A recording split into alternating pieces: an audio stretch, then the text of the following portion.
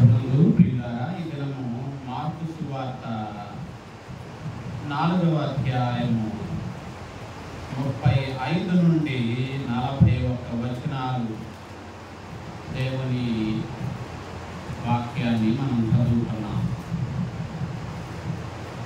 గలిలయ సముద్రములో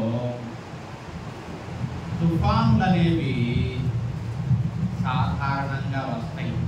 అకస్మాత్తుగా అప్పటికప్పుడు గలిలయ సముద్రములో తుఫానులు అనేవి సర్వసాధారణంగా వస్తాయి. మరి ప్రభు పగలంతా పరిచర్య చేసి సాయంకాలమైనప్పుడు ఆయన ఆ దరికి వెళ్ళడానికి చిన్న దోణిలో శిష్యులతో కలిసి ఆయన బయలుదేరారు. సముద్రం మీద చల్లని గాలి, ఆ గాలికి ఆయన నిద్రపోతూ ఉండగా ఒక పెద్ద తుఫాను చెలరేగడం, దానిని ప్రభు నిమ్మళపరచడం. మరి ఆ సంఘటన ఈ దినము సువార్త పాఠములో మనం చదువుకున్నాం కదా. మరి ఈ సంఘటన ద్వారా మనం గ్రహించవలసినటువంటి కొన్ని సత్యాలను ఈ దినం మనం నేర్చుకోబోతున్నాం. మొట్టమొదటిది 4:35లో అక్కడ ఆ దినమే అన్న మాట మనం చదువుతాం. ఆ దినమే, మరి ఒక దినము కాదు సుమా, ఆ దినమే అంటే దినమంతా ప్రభుతో శిష్యులు ఉన్నారు. మరి అయినప్పటికీ ప్రభు మరి ఒక పనిని ఆయన ఆ దినమే వారికి అప్పగించాడు. ఆయనతో దినమంతా ఉన్నప్పటికీ శిష్యులు మరి ఈరోజు అలసిపోయారులే, రేపు వెళదామని అన్నాడా? ఆ దినమే ప్రభు ఏం చేశాడు? ఆ దినమే ప్రభు మరి వారితో ఆ దరికి పోవడానికి మరి ఆయన ప్రయాణం అయ్యాడు. కాబట్టి ప్రభునందు ప్రియులారా, మనము కూడా ఎంతో పనిభారంతో అలసి ఉన్నప్పుడే ప్రభు మరి ఒక పనిని మనకు అప్పగిస్తాడు. దైవ గ్రంథంలో మనం చూస్తే యేసయ్య పని చేస్తూ ఉన్న వాళ్ళనే పిలిచాడు. సోమరులుగా ఉన్న వాళ్ళను తన పరిచర్యకు ప్రభు పిలవలేదు. మరి మనము లేవి అనబడిన మత్తయి ఉద్యోగం చేస్తూ ఉన్నాడు. సుంకపు మెట్టు వద్ద మరి అతడు సుంకాన్ని లెక్క పెట్టుకుంటూ ఉన్నప్పుడు యేసయ్య లూకాసు వార్త 5వ అధ్యాయంలో ఆ సంఘటన మనం చూస్తాం కదా. ఒకసారి లూకాసు వార్త 5వ అధ్యాయములో ఆయన 5వ అధ్యాయంలో 27వ వచనంలో అటు పిమ్మట ఆయన బయలుదేరి లేవి అని ఒక సుంకరి సుంకపు మెట్టు వద్ద కూర్చొని ఉండడం చూచి నన్ను వెంబడించు అని ఆయన చెప్తూ ఉన్నాడు. అంటే ఇక్కడ మరి లేవి అనబడిన మత్తయి సుంకపు మెట్టు వద్ద కూర్చొని ఉన్నాడు. అంటే సుంకాన్ని వసూలు చేస్తూ ఉన్నాడు. అంటే అతడు పని చేస్తూ ఉండగా యేసయ్య ఆ వ్యక్తిని పిలిచాడు. అలాగే మార్కు సువార్తలో 1వ అధ్యాయంలో మనం చూస్తే, మార్కు సువార్త 1వ అధ్యాయంలో శిష్యులు కూడా వాళ్ళు పని చేస్తూ ఉన్నారు. వారు ఏం చేస్తున్నారు? మొదటి అధ్యాయం 16వ వచనంలో వారు వలలు వేస్తూ ఉన్నారట. గలిలయ సముద్రములో సీమోను సహోదరుడు ఆంద్రయ్య వల వేయడం చూచాడు. వల వేయడం చూచి నా వెంబడి రండి అని ప్రభు పిలిచాడు. వారు ఖాళీగా ఉన్నప్పుడు దేవుడు పిలవలా. వారు పరిభారంతో ఉన్నప్పుడు, వారు పనిచేస్తూ ఉన్నప్పుడు దేవుడు మరి ఒక పనిని వారికి అప్పగించాడు. వారు చేస్తూ ఉన్న పని కంటే మరి శ్రేష్టమైన పనిని ప్రభు వారికి అప్పగించాడు. అది మనం ఇక్కడ చూస్తున్నాం. రెండవది ఏంటంటే, ఆ దినమే సాయంకాలమైనప్పుడు ఆయన ఏమంటున్నాడు? ఆదరికి పోవుదుమని వారితో చెప్పాడు. ఆదరికి అన్న మాట 35వ వచనంలో మనం చూస్తున్నాం కదా, ఆదరికి. మరి సముద్రం ఆదరికి పోవడానికి శిష్యులను నావను సిద్ధపరచమన్నాడు. శిష్యులతో ఏం చెప్పాడు? నావను సిద్ధపరచండి, మనము ఆదరికి వెళ్ళాలి అని చెప్తూ ఉన్నాడు. మరి వాళ్ళు ఈదరిన ఉన్నారు, వాళ్ళు ఆదరికి వెళ్ళాలి. మనం కూడా ఈ లోకమనే ఈ మహాసముద్రములో ఈదరిన ఉన్నాము మనము. కాబట్టి ఈదరిన ఉన్నటువంటి మనము ఆదరికి ప్రయాణం చేయాలి. ఆదరి అంటే ఏంటి? పరలోకానికి ప్రయాణం చేయవలసి ఉంది. మరి ఈ లోకమనే మహాసముద్రములో మనం కూడా ఈ దరిన ఉండి మన ప్రయాణాన్ని ఆదరికి మనం ప్రయాణం చేస్తూ ఉన్నాం. కాబట్టి శిష్యులు కూడా గలిలయ సముద్రానికి ఈదరిన ఉన్నారు, వారు ఆదరికి ప్రయాణం చేస్తూ ఉన్నారు. మనం కూడా ఈ లోకమనే సముద్రంలో ఈదరిన ఉన్నాము. మనం కూడా ఈ ప్రయాణంలో ఎక్కడికి వెళ్ళాలి? పరలోకమనే ఆదరికి మనం ప్రయాణం చేయవలసి ఉంది. అది 35వ వచనంలో మనం చూస్తున్నాం. మరి ఆయన ఎప్పుడైతే చెప్పాడో మరి శిష్యులు జనులను ఏం చేశారు? పంపివేసి ఆయనను ఉన్నపాటున చిన్న దోణిలో తీసుకొని వెళ్ళినట్టుగా 36వ వచనంలో చూస్తాం. ఉన్నపాటున అంటే ప్రభు పని అప్పగించినప్పుడు, ప్రభు వారిని పిలిచినప్పుడు వారు ఎంత మాత్రము ఆలస్యం చేయడానికి వీల్లేదు. ఉన్నపాటున ఇక వెనక్కి ముందుకు చూసుకోవడానికి మరి వీల్లేదు. వెనక్కి ముందుకు ఆలోచించుకోవడానికి లేకుండా శిష్యులు దోణిను ఏం చేశారు? సిద్ధపరిచారు. మరి ప్రయాణానికి వారు ఆదరికి వెళ్ళడానికి వారు ప్రయాణానికి సిద్ధపడ్డారు. వాళ్ళు మరి ఇక్కడ మనం చూస్తే వారు ఉన్నపాటును బయలుదేరారు. వారు సాకులు చెప్పలా, అయ్యా పగలంతా నీతో ఉన్నాము, అలిసిపోయామయ్యా అల్లా, అయ్యా సాయంకాలం అయింది, చీకటి పడుతుంది, మరి సముద్ర ప్రయాణం ఆదరికి వెళ్ళడం మధ్యలో చీకటి పడుద్దేమో అన్న సాకు చెప్పారా? చెప్పలా. అలిసిపోయాము అనలేదు, చీకటి పడుతుంది అనలేదు, అయ్యా వాతావరణం సరిగ్గా లేదు, మరి వాతావరణం అనుకూలించినప్పుడు ప్రయాణం అవుదాము అన్నారా? అనలేదు. ఎటువంటి సాకులు ఏమి వారేం చేయాలా? చెప్పలా. వెంటనే ఉన్నపాటున 36వ వచనంలో ఉన్నపాటున అన్న మాట అక్కడ మనం చదువుతాం. ఉన్నపాటున వారు బయలుదేరారు. ప్రభువుకు మరి ఆయన మనలను పిలిచినప్పుడు సాకులు చెప్పకుండా వెంటనే మనం స్పందించాలి. ఆయన మనలను పిలిచినప్పుడు సాకులు చెప్పడానికి వీలే లేదు. మరి దైవ గ్రంథంలో మనం చూస్తే లూకాసు వార్త ఒకసారి చూద్దామా? లూకాసు వార్త 9వ అధ్యాయము 59వ వచనంలో చూస్తే అక్కడ యేసయ్య కొందరిని పిలిచాడు. ఆయన మరి ఒకరితో నా వెంట రమ్మని చెప్పెను. అతడు నేను వెళ్ళి మొదట నా తండ్రిని పాతి పెట్టి వచ్చుటకు సెలవిమ్మని మనవి చేసెను. అందుకు ఆయన మృతులు తమ మృతులను పాతి పెట్టుకొననిమ్ము, నువ్వు వెళ్ళి దేవుని రాజ్యమును ప్రకటించుమని వానితో మరి ఒకరిని పిలిచాడు. ప్రభువా నీ వెంట వచ్చేదను గాని నా ఇంట ఉన్న వారి యొక్క సెలవు తీసుకుని వచ్చుటకు మొదట నాకు సెలవిమ్మని అడిగాడు. చూచారా? యేసయ్య పిలిచినప్పుడు ఒకడేమో ఏమంటున్నాడు? అయ్యా నా తండ్రిని పాతి పెట్టి వస్తాను అంటున్నాడు.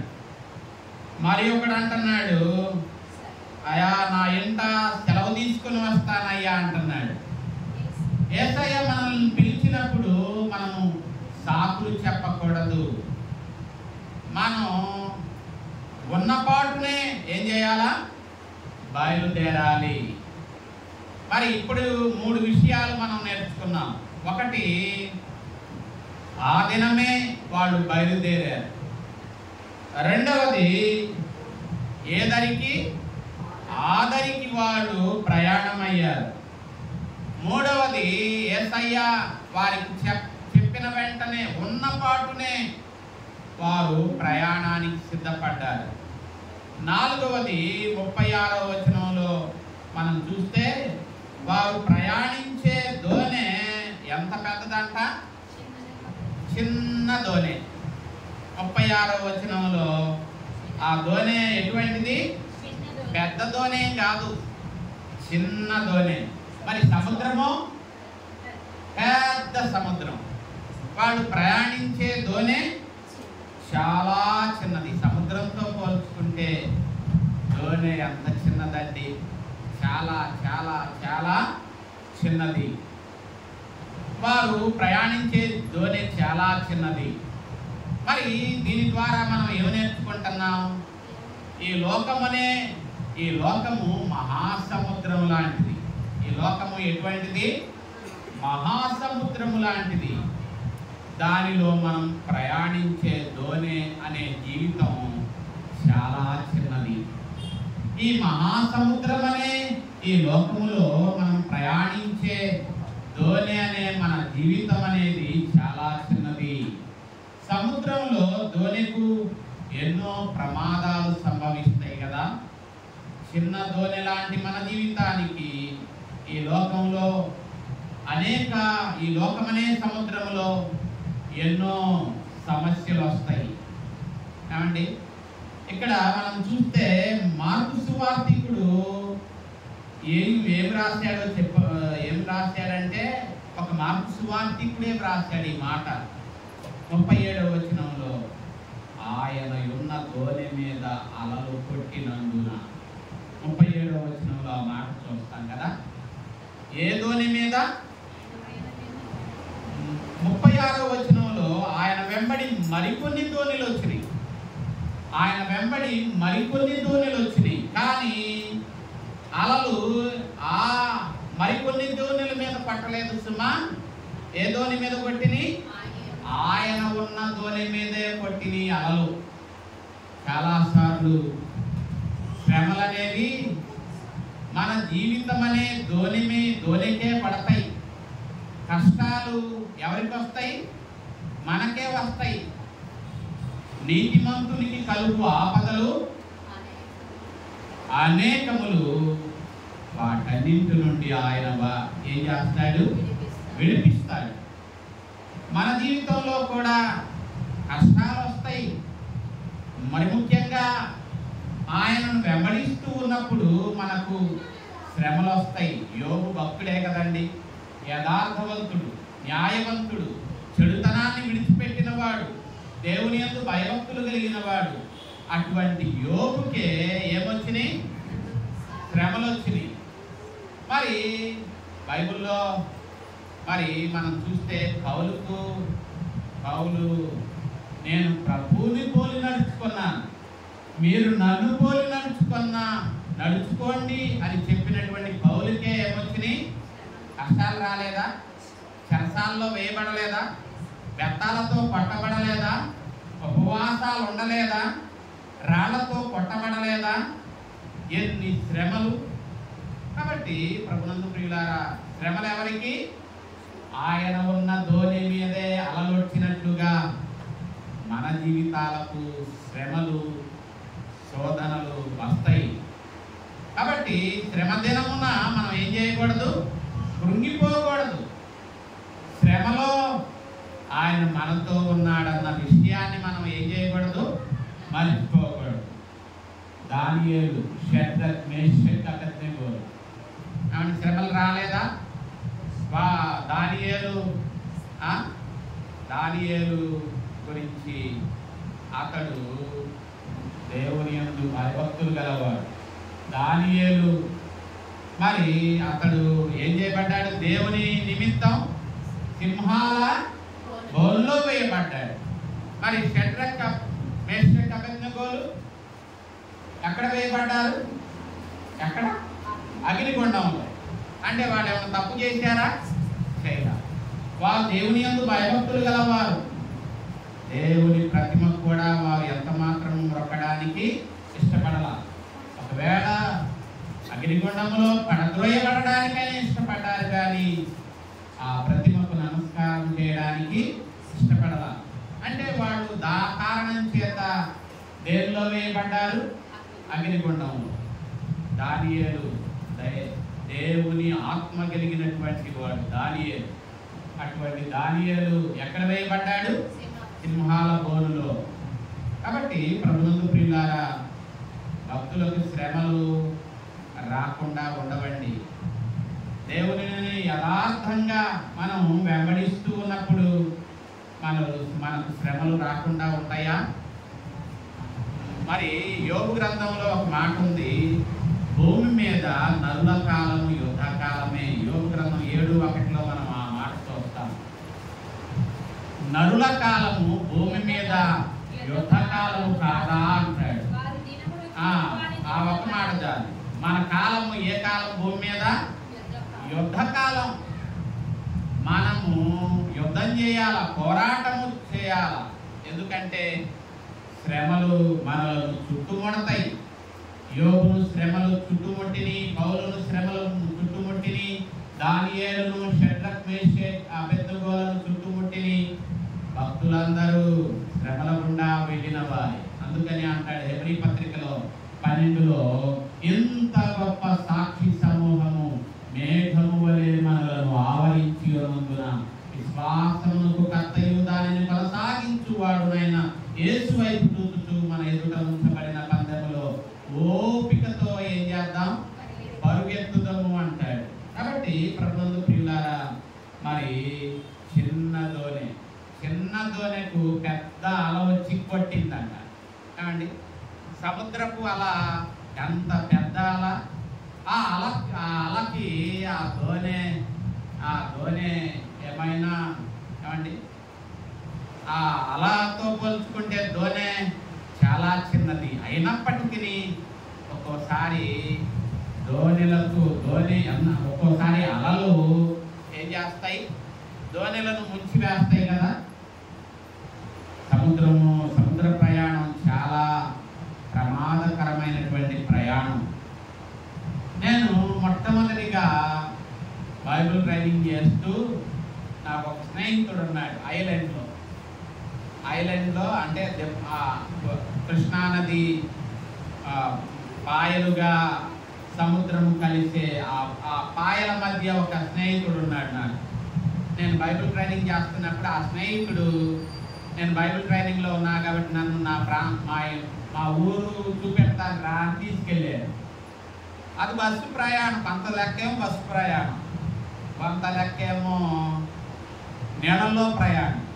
మాకేమో అదే క్రొత్త.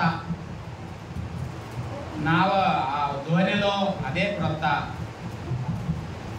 అది చీకటి పడింది. ఇక ఆ ఊరికి లాంచీ లేదు. లాంచీలు 5ంటికి చివరి లాంచీ. ఇక 5 దాటిందంటే ఆ ఊరికి లాంచీలు లేవు.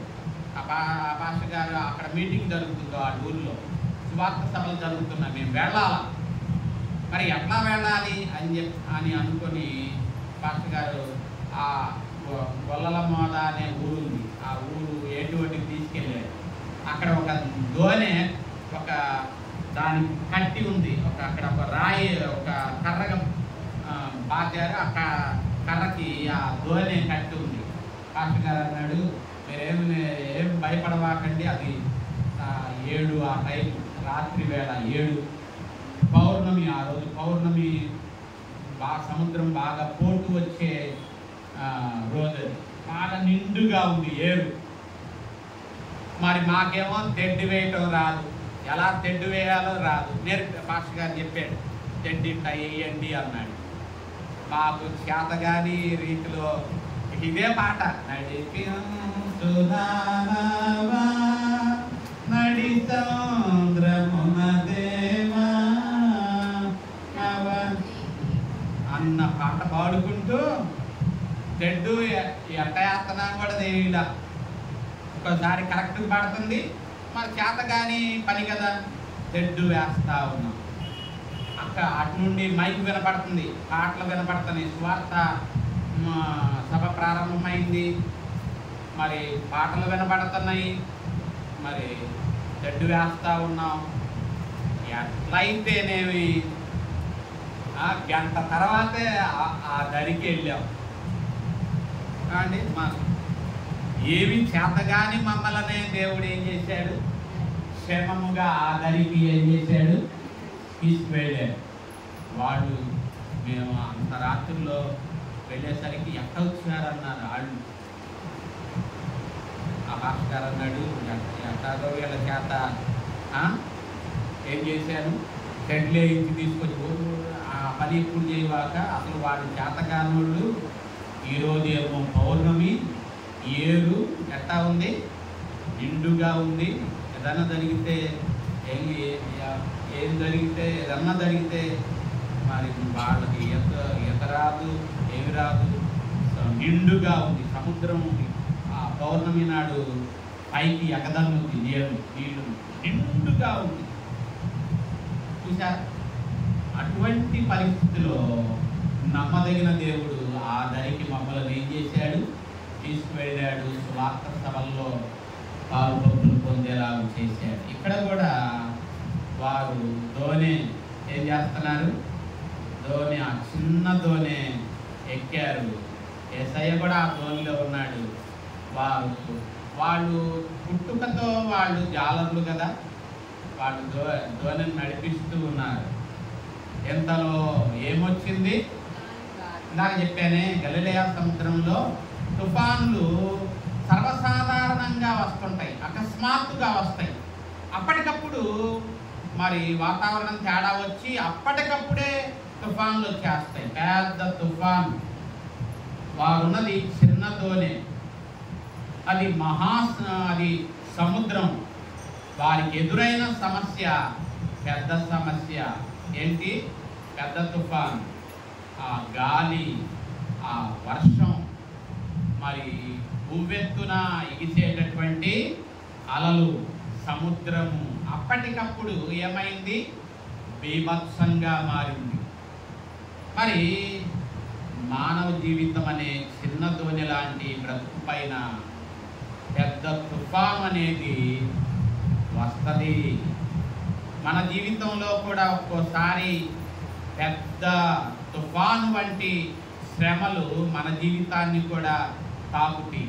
వాళ్ళు అనుకోలే, వాళ్ళు దోణెక్కారు, ప్రయాణం చేస్తూ ఉన్నారు. అకస్మాత్తుగా పెద్ద తుఫాను ఆ దోణిను కొడుతూ ఉంది, ఆ అలలు కొడుతూ ఉన్నాయి. మన జీవితంలో కూడా మరి అది చిన్న దోణే, కానీ తాకేటటువంటి అలలు పెద్ద అలలు. మరి ఆ ప్రయాణంలో మరి వారు మరి ఇంకా మనం చూస్తే మరి సముద్ర ప్రయాణం చాలా ప్రమాదకరమైన ప్రయాణం. ఎందుకంటే కొన్ని చోట్ల మరి మంచు గడ్డలు ఉంటాయి, మంచు పర్వతాలు ఉంటాయి సముద్రం. ఆ మంచు పర్వతాలకి ఎంత పెద్ద ఓడ మరి అయినప్పటికీ ఆ మంచు పర్వతాన్ని ఢీకొన్నట్టయితే ఎంత పెద్ద ఓడైనా ఏమవుద్ది, అది మరి అది పగిలిపోయి ఉన్నపాటున సముద్రంలో మునుగుద్ది. టైటానిక్ అనే ఒక షిప్, పెద్ద షిప్, అది సముద్రంలో మునిగిపోయింది. కారణం ఏంటంటే అది ప్రయాణిస్తూ ఉన్నటువంటి ఆ టైటానిక్ షిప్ పెద్ద మంచు కొండను కొట్టింది సముద్రంలో. ఎప్పుడైతే ఆ మంచు కొండను కొట్టిందో ఆ పెద్ద వాడ కూడా ఏమైంది, పగిలిపోయి వందల మంది జల సమాధి అయ్యారు. అంత ప్రమాదంతో కూడినటువంటి ప్రయాణము సముద్ర ప్రయాణం. మరి ఇక్కడ మనం చూస్తే పెద్ద తుఫాన్లో శిష్యులు ప్రయత్నం చేస్తున్నారు. 37వ వచనంలో మనం చూస్తే 4:37లో వాళ్ళు మరి అలల చేట కొట్టినందున దోణి ఏమైందట? నిండిపోయింది. వాళ్ళు శిష్యులు ప్రయత్నం చేస్తున్నారు. వాళ్ళు జాలర్లు, వారు నావను నడిపించడంలో ఆరితేరినటువంటి వారు. తుఫానులలో దోణిను ఎలా దరికి నడిపించాలో వారు అనుభవం గలవారు.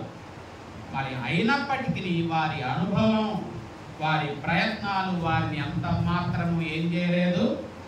రక్షించలేదు, వారిని కాపాడలేదు.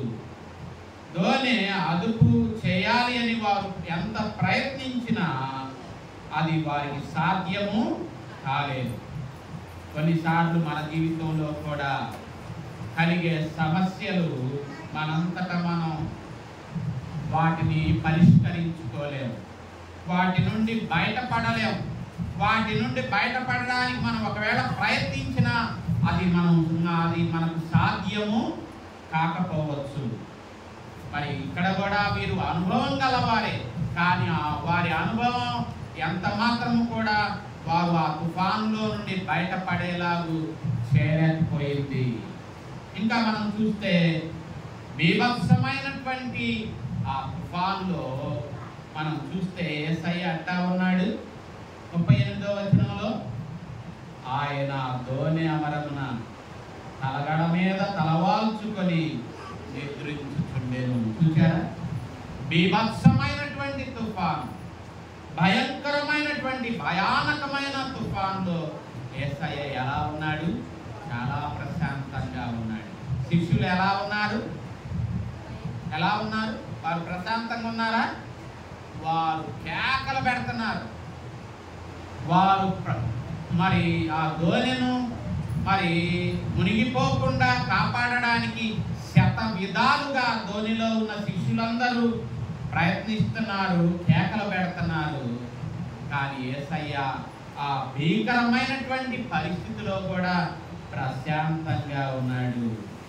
సముద్రం మరి యేసయ్య ఒకవేళ యేసయ్య పగలంతా చేసిన పరిచర్య వలన ఆయన గాఢ నిద్ర పట్టిందేమో. ఒక్కోసారి మనం బాగా అలసిపోతే ఎలా నిద్రపడుతుంది? గాఢ నిద్రపట్టి ఎవరನ್ನು వచ్చి తట్టినా కూడా మన గబక్కలు లెగవు. అంత గాఢ నిద్ర ఒకవేళ ఆయన పోతున్నాడేమో. ఒకవేళ వాళ్ళు ప్రయత్నిస్తూ ఉన్నారు, ఆ ప్రమాదం నుండి వారు బయటపడడానికి ప్రయత్నం చేస్తున్నారు, వారు ప్రయత్నాన్ని గమనిస్తూ ఉన్నాడేమో. వాళ్ళు ఒకవేళ ప్రయత్నించని వాళ్ళు ఎలా బయటపడతారని చూస్తున్నాడేమో. కాబట్టి ప్రభునందు ప్రియులారా, దేవుని యందు విశ్వాసం ఉంచితే బీభత్సములో కూడా, భీకరమైనటువంటి పరిస్థితిలో కూడా యేసయ్య ఎలాగూ ప్రశాంతంగా ఉన్నాడో, యేసయ్య యందు, దేవుని యందు మనం విశ్వాసం ఉంచినట్లయితే మనం కూడా ఎటువంటి పరిస్థితిలోనైనా మనం ప్రశాంతంగా ఉండగలుగుతాం. ఒక మాట చెప్పమంటారా? పేతురు రేపటి దినాన్న అతడు శిరశ్ఛేదన చేయబడతాడు అని పేతురుకు తెలుసు. రేపటి దినాన్న హేరోదు అతనిని చెరసాలలో నుండి బయటకు తీసుకొచ్చి అతనిని చంపుతాడు అని తెలిసి కూడా పేతురు అపోస్తులుల కార్యాలు చూద్దామా? అపోస్తులుల కార్యాలలో పేతురు ఏం చేస్తున్నాడు? రేపు చచ్చిపోతాడని తెలిసి కూడా పేతురు అపోస్తులుల కార్యాలలో 12వ అధ్యాయం, అపోస్తులుల కార్యాలు 12వ అధ్యాయంలో పేతురు చెరసాలలో ఉంచబడిన సంఘమైతే అతని కొరకు ఏం చేస్తుంది? ప్రార్థన చేస్తుంది. హేరోదు అతనిని వెలుగులకు తీసుకుని రావాలని ఉండగా ఆ రాత్రియే పేతురు 2 సంఖ్యలతో బంధింపబడి ఇద్దరు సైనికుల మధ్య నిద్రించుచుండెను. చూచారా? అతడు సైనికుల మధ్య ఏం చేస్తున్నాడు? నిద్రించుచుండెను. మరి పేతురు ప్రశాంతంగా నిద్రపోతున్నాడు. రేపు చెరసాలలో నుండి హేరోదు అతనిని బయటకు తీసుకొచ్చి చంపాలి అనుకుంటున్నాడు. ఆ సంగతి పేతురుకు తెలుసు. రేపు చచ్చిపోతానని తెలిసి ఈరోజు సంఖ్యలతో బంధింపబడి పేతురు చెరసాలలో ఎలా ఉన్నాడు? ప్రశాంతంగా నిద్రపోతున్నాడు. మనం రేపు చచ్చిపోతామని తెలిస్తే ఈరోజు మనం ప్రశాంతంగా నిద్రపట్టుద్దా? నిద్రపట్టుద్దా? మనకైతే పట్టదు, నాకైతే పట్టదు, మనకైతే పట్టదు. ఆలోచనలు, రకరకాల ఆలోచనలు. ఏం మంత్రం చేయాలా, ఏం చెప్పాలా, భార్యకి ఏం చెప్పాలా, బిడ్డలకు ఏం చెప్పాలా, ఇంక మనం ఏం చక్కదిద్దాలా, మనం నిద్రే పట్టదు. కానీ పేతురుకి చెరసాలలో ఏం చేస్తున్నాడు? సంఖ్యలతో బంధింపబడి రేపు పేతురు నన్ను చెరసాలలో బయట తీసుకెళ్ళి చంపుతాడని తెలిసి కూడా పేతురు ప్రశాంతంగా నిద్రపోతున్నాడు. ఎవరు నిద్రపోగలుగుతారు? దేవుని యందు విశ్వాసం ఉంచిన వారే ప్రశాంతంగా ఎటువంటి పరిస్థితిలోనైనా ఏం చేయగలుగుతారు? నిద్రపోగలుగుతారు. ఇంకా మనం చూస్తే ఇంకొక మాట చూస్తే శిష్యులు ఏం చేస్తున్నారు? యేసయ్య ప్రశాంతంగా నిద్రపోతుంటే ఆ శిష్యులు ఆక్రందన, కేకలు వేస్తున్నారు. శిష్యులు ప్రభువును లేపి, మేము నశించిపోతున్నాము, నీకు చింత లేదా అయా? ఇంత నిద్ర, ఇంత గాలి, ఇన్ని అలలు పడుతుంటే నీకు ఎలా నిద్ర పడుతుందయ్యా? ఒకవేళ అనుకున్నారేమో మన ప్రయత్నాలన్నీ వ్యర్థమైనప్పుడు వాళ్ళు చివరికి ఎక్కడికి వచ్చారు? యేసయ్య దగ్గరకే వచ్చారు. ధోనిలో ఉన్న యేసయ్య దగ్గరకు వచ్చారు. ముందే వస్తే బాగుండేదిగా. ఇక వాళ్ళు మనకు చేత కాదు, ఈ నావను కంట్రోల్ చేయటం చేత కాదు, ఈ తుఫానును ఎటు మనం కంట్రోల్ చేయలేం, ఈ అలలను మనం కంట్రోల్ చేయలేం, ఇది ఏమి మనం కంట్రోల్ చేయలేమని చెప్పి ఇక నిస్సహాయత వాళ్ళు వ్యక్తపరచినప్పుడు చివరికి వాళ్ళు ఎవరి సహాయం కొరకు వచ్చారు? యేసయ్య సహాయం కొరకు. ధోనిలో ఉన్న యేసయ్య సహాయం కొరకు ఆయన దగ్గరకు వచ్చారు. మనం కూడా ప్రియులారా, మనకు చేతగాని పరిస్థితిలో మనం కూడా శిష్యులు ఎలాగూ యేసయ్య దగ్గరకు వచ్చారో మనం కూడా యేసయ్య దగ్గరకు రావాలి. అప్పుడు ఆ సమస్యలో యేసు ప్రభు ఒక్కడే మనకు ఏం చేయగలుగుతాడు? సహాయం చేయగలుగుతాడు. ఆ శ్రమ మన వలన, ఆ శ్రమ నుండి బయట పడలేమో అని తెలిసినప్పుడు, మనకు ఎవరు మనుషుల వలన అది సాధ్యం కాదు అని తెలిసినప్పుడు చివరికి నమ్ముకొనదగిన సహాయకుడు ఆయనే. అందుకని 46వ కీర్తనలో దేవుడే మనకు ఆశ్రయమును దుర్గమునై ఉన్నాడు, ఆపత్కాలములో నమ్ముకొనదగిన సహాయకుడు ఆయన. కాబట్టి ప్రభునందు ప్రియులారా, ఆయనే మనకు నమ్ముకొనదగిన సహాయకుడు. ఆయన దగ్గరకు వచ్చామనుకోండి, అప్పుడు ఆయన ఏం చేస్తాడు? 39వ వచనంలో ఆయన ఏం చేశాడో చూద్దాం. ఆయన లేచి గాలిని గద్దించి నిశ్శబ్దమై ఊరకుండమని సముద్రంతో చెప్పగా గాలి అణిగి మిక్కిలి ఏమైంది? చూశారా ప్రభునందు ప్రియులారా? యేసయ్య వెంటనే లేచాడు, గాలిని గద్దించాడు, మరి సముద్రమును ఆజ్ఞాపించాడు. గాలి అలలు సద్దుమణిగిని, గాలి వీచటము, మరి గాలి నిమ్మడమైంది, గాలి వీచటము ఆగిపోయింది. కాబట్టి ప్రభునందు ప్రియులారా, మరి ఇక్కడ మనం చూస్తే సృష్టి అయినా దేవుని మాటకు లోబడింది కదా. ఆగు అంటే, అందుకని ఈ దినం మనకు అంశం అదే కదా, ఆయన సృష్టికర్త. ఆయన సృష్టికర్త కాబట్టి గాలి ఆయన మాట వింది, సముద్రము ఆయన మాట వింది. కానీ వినది ఎవరు? మనమే. మనం వెంటల్లా, సృష్టి వెంటంది. ఎందుకంటే సృష్టికి తెలుసు తమలను కలుగజేసిన వాడెవడో సృష్టికి తెలుసు. కాబట్టి సృష్టి ఆయన మాట వింది. మరి మనలను కలుగజేసిన వాడెవరు? ఆయనే కదా. ఆయన స్వరూపంలోనే కదా మనం కలుగజేయబడింది. అయినప్పటికీ మనం మాత్రం ఆయన మాట వినడం లేదు కదా. కాబట్టి ప్రభువుల ప్రియులారా, ఆయన మాట వినాలి. యోబు గ్రంథంలో యోబుతో అంటున్నాడు, సముద్రానికి హద్దులను కలుగు చేసినప్పుడు నీవు ఉన్నావా? ఇంతవరకే నీ హద్దు, దీనిని మించి రావద్దు అని నేను నియమించినప్పుడు నీవు ఉన్నావా? యోబు గ్రంథంలో దేవుడు యోబును అన్నాడు, సముద్రానికి హద్దులను కలుగజేసిన వాడు ఆయన, ఆపత్కాలములో నమ్ముకొనదగిన వాడు ఆయన. కీర్తన అదే మనం చూస్తాం. కాబట్టి మరి మనం వాళ్ళు ఎంతో అనుభవం గలవారైనప్పటికీ ఆ అనుభవం వాళ్ళని ఎంత మాత్రము ఏం చేయాల, ఆపద నుండి వారిని రక్షించలేకపోయింది. కాబట్టి ఆ ధోనిలో యేసయ్య ఉన్నాడు కాబట్టి వాళ్ళు ఏమయ్యారు, ఆపద నుండి బయటపడ్డారు. మనం కూడా సమస్యలో నుండి బయటపడాలంటే మన జీవిత నావలో ఎవరుండాలి? ఆయన ఉండాలి. ఆయన ఉంటే ఎటువంటి సమస్య అయినా మనం బయటపడగలుగుతాం. ఆయన లేకపోతే మనం బయట పడలేము.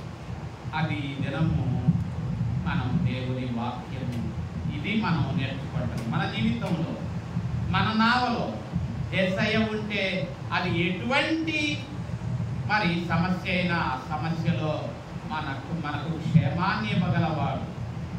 మరి మన జీవితంలో కూడా యేసయ్య ఉండి ఆయనకు మనకు క్షేమాన్నిచ్చి మన ప్రయాణములో ఈ దరిన మనం ప్రారంభించాము, ఆ దరికి క్షేమముగా మనం ప్రయాణమై వెళ్ళునట్లుగా కృపగల దేవుడు మనకు సహాయము చేయునుగాక. ఆ సమస్త జ్ఞానానికి మించిన దేవుని సమాధానం యేసుక్రీస్తు వలన